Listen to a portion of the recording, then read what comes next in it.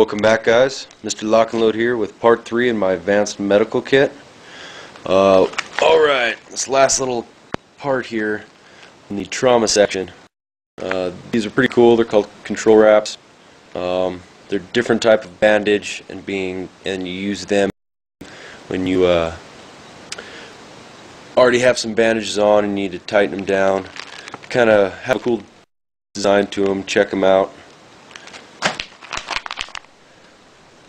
Quick clot combat gauze. It's different than the granule type. If you ever run into burns, petroleum gauze and water-based gauze, I got both in there. And these are suture strips. I'm not into doing stitches. I'm sure I could learn, but who wants to be the patient when I'm going to be learning how to stick a needle in you like that? So this is the way I go. Suture strip. Z-Pack dressings again, and another thing, quick clot. Alright, so you got some serious room in here to set yours up the way you want it to. Alright, move down here. I got 4 sets of trauma shears. Good thing to have. They're pretty awesome. They pretty much cut through anything you're going to need them to. One's going to go in here, and the rest are going to go in on the actual deuce gear style and the chest rig style once I get those situated the way I want. I got different needles here, okay? There's all different types of situational stuff here. We're going to start out with, like, these are basic IV needles. The orange is like the 14 gauge. These little green guys here, they're the 18 gauge. Maybe a little smaller. I prefer the 18 gauge, but hey, it is what it is. Pharyngeal airway. The only reason I have this guy, I wouldn't probably use this on you unless I absolutely had to, was this was the one that was used on me when I was in the Marines. Yeah, I got picked for it. It was an interesting experience to say the least. But I got 2 sterile here, and I got a couple more inside. I'll show you those with the lube with them. So those 2 are sterile, ready to go. Got some tension pneumothorax needles over here. These are non-sterile gloves. I do have sterile gloves inside. I can show you these guys. Bam, look at that. Tension pneumothorax, baby. Oh yeah. Number 2 combat killer right there. The silent killer, as my corpsman used to call it. So I'm not going to pull all these guys out, but you can kind of just see these are all set up, and I do have needles with my IV kits. I'll show you that here. But these are basically, this is going to be more emergency stuff too. And like these needles, they're not so much emergency unless they're those thorax needles, which are these 2, and then these 2 here. So I got 4 of those. But all these other IV needles, it's just nice to have them here, not floating around. Alright, we got, oh, and this guy's coming out, of course. We got some different options in here too. I'm going to open this guy up. Now everything inside here is non-life threatening. A lot of this stuff in here is combat comfort medicine, as people like to call it. It's not a necessity, but it's nice to have. Starting out, I got some cold packs. I think I have like 4 or 5 of them in here. Cold packs are nice to have. Take them out of the box, lay them flat. Don't stick them where they're going to get hit, like on the outside. Don't want to pop them. Don't need those guys. Moleskin. Remember what I say, you need to be able to identify through the waterproofing style bag what you got. So I got some moleskin here, some Tums, Gold Bond. I got some first aid creams in here. This is like that Neo to Go stuff, which is pretty good. Those right there are sterile gloves.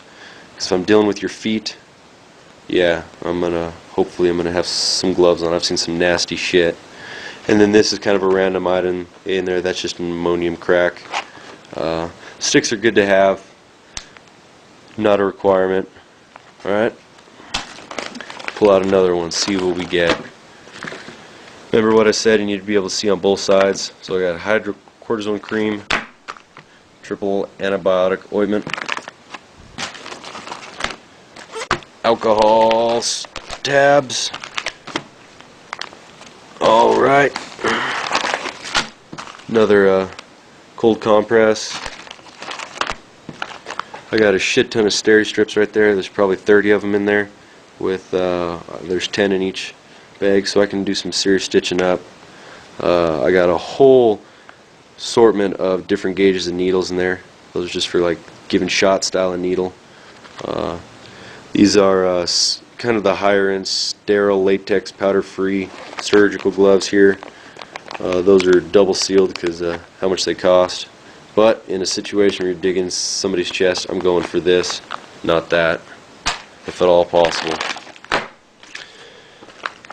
Got another petroleum dressing, some antiseptic towelette type crap, some cheesy ass pliers. I'll let your ass dig that thorn out with those, I don't really care. Chapstick. My lips get dried as hell, so you know what, gotta have my chapstick. And just some more little pads in there. Remember, this is all non-trauma, non-life-threatening at the moment. Headache relief style. It's like kind of like your Excedrin or whatever. Anti-diarrhea right there. Good shit. And just some allergy, like Benadryl style tablets. Stuff a lot of people don't really think about in an emergency kit. Calamine lotion. If you've ever had any kind of crap on you, I've experienced poison oak a lot, and this stuff's a lifesaver. Then I just got some basic daytime cough medicine, no big deal.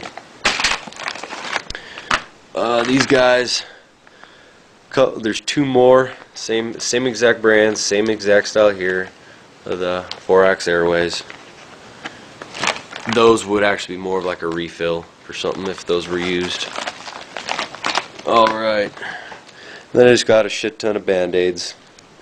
These are the woven style, a little bit different, and these are the standard Band-Aids. Band-Aid, Band-Aid, Band-Aid sizes, all kinds of sizes, who cares. And these are cool. I got these when I was in. These are marking kits. Again, Tactical Medical Solutions, baby. And they just have 3 chem lights in them, some streamers, different sizes of lights and streamers, and you know, they got a grease pencil with some paper in it so you can do some writing on them. Not really necessary for most guys, but I don't know. They were going to throw them away because they didn't want them. I said, shit, why not?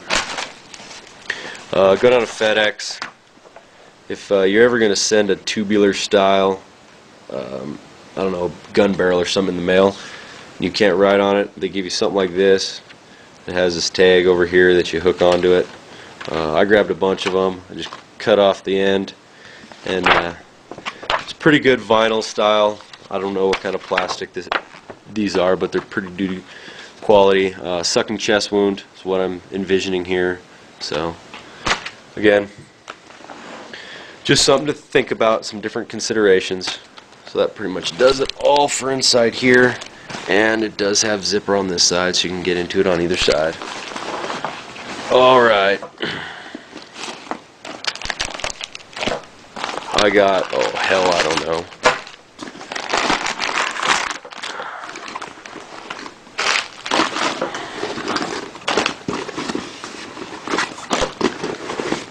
Alright, in that first bag there, I got a couple more Israelis, different style of Israeli, a little bit bigger ones.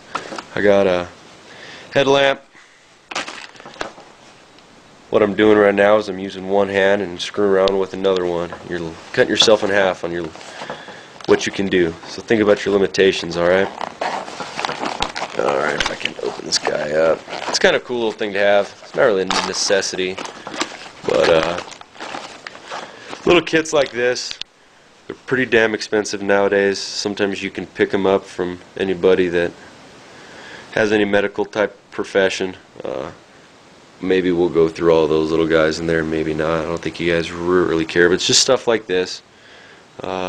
Just considerations, not a requirement. Just gives you more options, capabilities.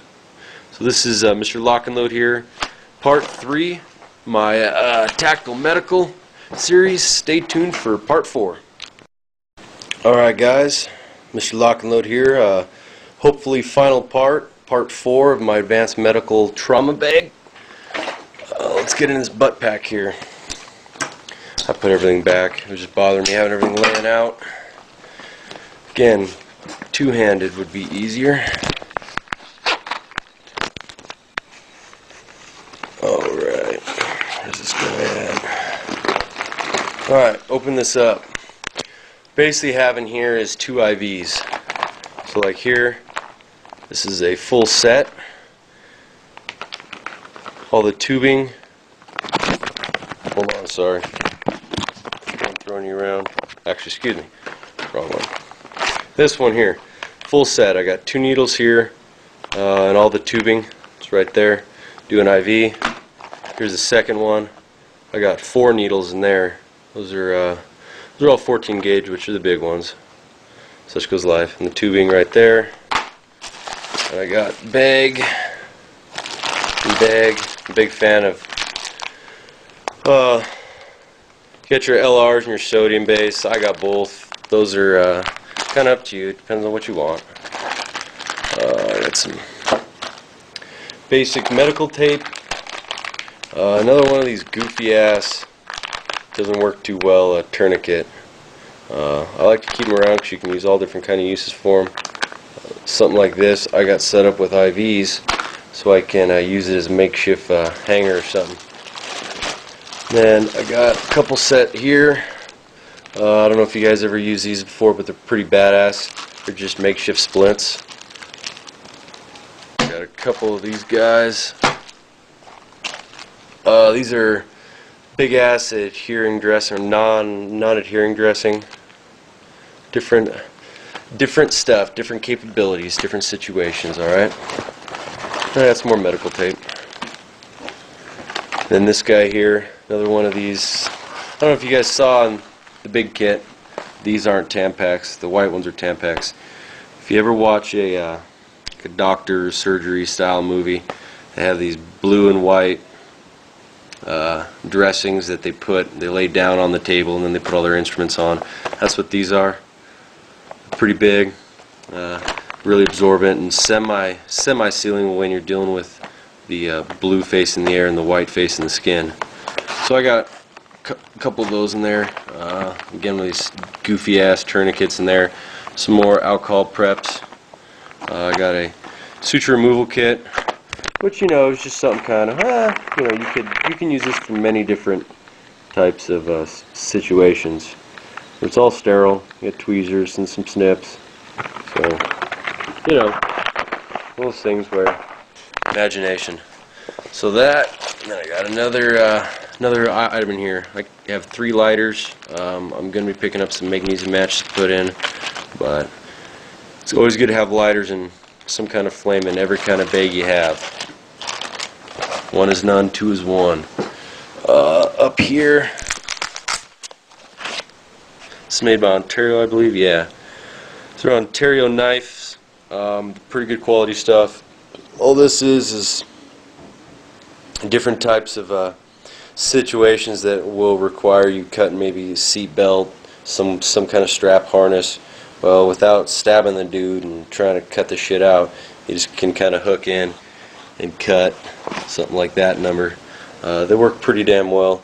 Something to just think about. Another capability, just to show you real quick. I also do rock one personally. I got, I don't know if you guys can see. I got a Benchmade one there.